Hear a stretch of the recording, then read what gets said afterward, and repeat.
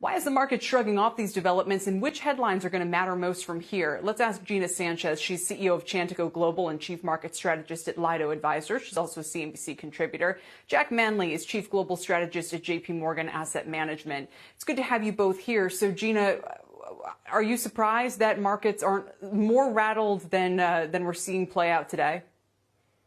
Well, I think the initial response from markets on Friday was just the shock factor. But as you see continued news reports that the president is getting better, I think that the markets are going back to a status quo, which is that they're looking past most of these events. All of these things will eventually, the election will come to fruition. That eventually this virus will be brought under control. And those are the things that the market continues to discount. That's fair enough. But Jack, I guess I wonder if, does the market just want an election outcome one way or the other? Or if this swings it towards Biden or towards Trump, is that the larger question? Or even the Supreme Court? I mean, I'm not going to say that's market moving, but it certainly has dramatic policy implications. So do you think investors are just trying to figure out where we go from here? Or do you think that none of these events for now really make a difference? Well, you're right, Kelly. I mean, I think this is a landscape that is just absolutely riddled with complications. But as we have seen in the past, markets more than anything just don't like uncertainty. And we are facing a profound amount of uncertainty, particularly over the next month, whether it is the president's health, the election, escalating tensions, new caseload in the United States. I think a result in November, regardless of who wins, will be taken by the market with a sigh of relief, because at least we'll get a little bit more clarity on what perhaps the next 4 years will hold. I think that's what's going on with markets now. To Gina's point, looking through current conditions into that new status quo. Yeah. Gina, let me turn to some of the topics that Dom mentioned off the very top when he was talking about some of the industrials and materials names rallying today. The 10-year yield at 0.75%. I mean, break out the pom-poms if you're the banks. Those all are going to fit into this big discussion over whether you can kind of follow the reopening rotation or not. Whether you have to stick with the idea that, nope, COVID is spreading, it's going to be back to the stay-at-home stocks. What would you say?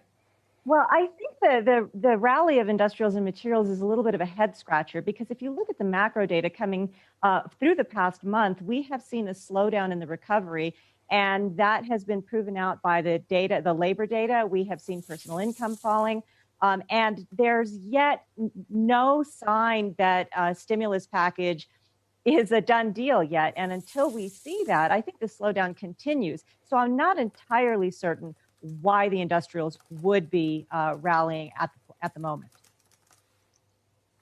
Jack, what would you add to that? I would say that we've been here before. I mean, we've seen these sort of bouts and fits of cyclical rotations throughout the course of the last 6 months. I think investors looking for those value-driven opportunities that may exist out there in the market. But I would say as long as there is still this uncertainty, as long as we don't have a vaccine, I'm really wary about that cyclical trade. I think there is a lot of uncertainty on the horizon. I think things could get worse before they get better. I don't see another recession, but I do see things slowing down. And I'd rather focus on the things that have done well and will likely continue to do well, hold on that cyclical rotation until we get at least more clarity around things like the election or vaccine timetable. I assume then you wouldn't be a big fan of the financials, Jack?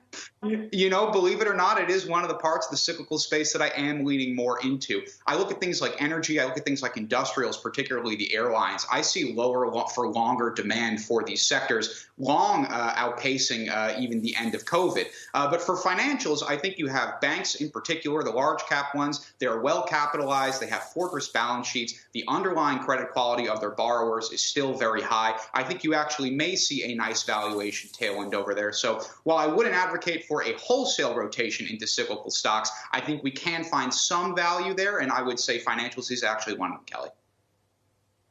I realized after I asked you that you work for JP Morgan, so I wasn't really expecting you to say, nah, forget them. They're dead money. Anyway, thank you guys both today.